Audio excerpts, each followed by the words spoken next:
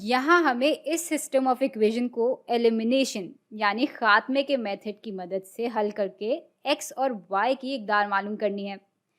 एक इक्वेशन बता रही है कि x जमा 2y बराबर होते हैं 6 के, और एक बता रही है कि 4x माइनस 2y बराबर होते हैं 14 के।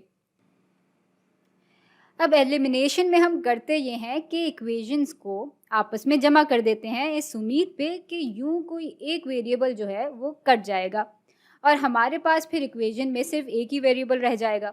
और जब किसी इक्वेशन में सिर्फ एक ही वेरिएबल रह जाता है तो उसकी कदर मालूम करना तो कोई मुश्किल बात नहीं, ये तो हमारा बाएं हाथ का खेल है। तो ऐसा करते हैं कि काम शुरू करते हैं। यहाँ एक इक्वेशन में पॉजिटिव 2y है जबकि एक में नेगेटिव 2y है, यानी इन इक्वेशंस को आपस में जमा करेंगे तो ये दोनों आपस में कट जाएंगे।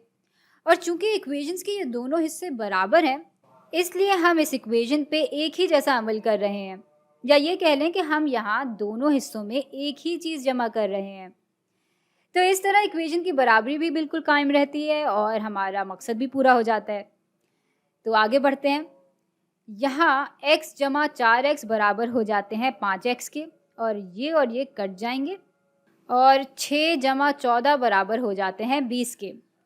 तो 5x बराबर होते हैं 20 के, लेकिन हमें 5x की नहीं 1x की कदर मालूम करनी है, और इसलिए हम इक्वेशन के दोनों हिस्सों को 5 से तकसीम कर देंगे। यूँ x अलग भी हो जाएगा और इक्वेशन की बराबरी भी नहीं बिगड़ेगी। तो ये आपस में कट जाएंगे और पीछे रह जाएगा x, और ये बराबर होगा 20/5 यानी 4 के।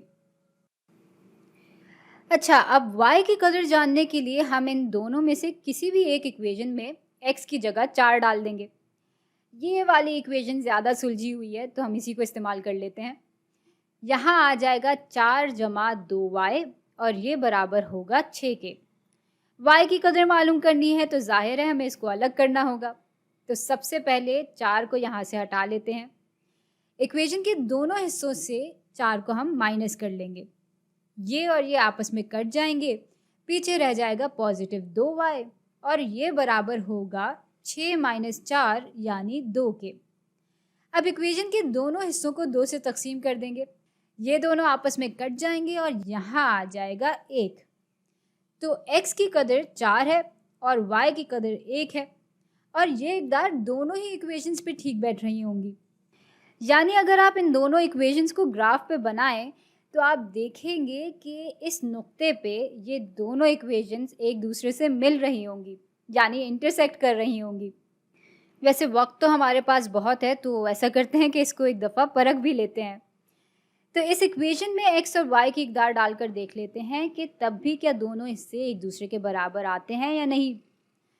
तो 4 जमा 2 ज़रब 1 बिल्कुल 6 के ही बराबर होते हैं। और अब ऐसा करते हैं कि इस इक्वेशन के लिए भी यही चीज़ परख लेते हैं। यहाँ आ जाएगा 4 ज़रब 4 माइनस 2 ज़रब 1। 4 ज़रब 4 बराबर होते हैं 16 के, और 16 में से 2 माइनस करेंगे तो हमारे पास 14 आ जाता है। तो हम देख सकते हैं कि x और y की ये इकदार वाकई इन दोनों इक्वेशंस पे पूरा उतर रही हैं। तो हमारा जवाब बिल्कुल दुरुस्त है।